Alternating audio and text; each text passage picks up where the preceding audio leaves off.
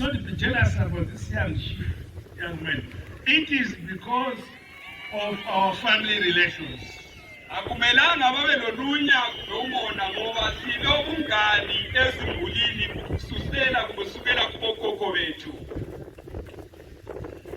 The late chief's eldest son was appointed as acting chief in keeping with their succession culture and tradition.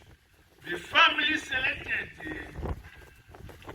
uDambisamahubo Mafu to be substantive chief Maduna 23rd January 2023. I commend you for the smooth and the swift manner with which you handled this matter.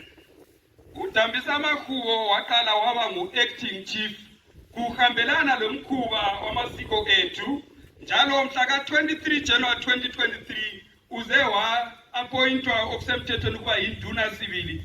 UMongameli uthi ngiyabonga ngokusebenza kwenye okwenza ukuthi kuhambe ngendlela eqondileyo ukumkhetha abe nguye okhokhela uGodlwayo iMaduna family.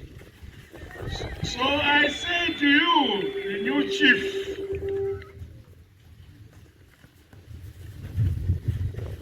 I am a close friend of your father. If you make any mistakes, I will beat you.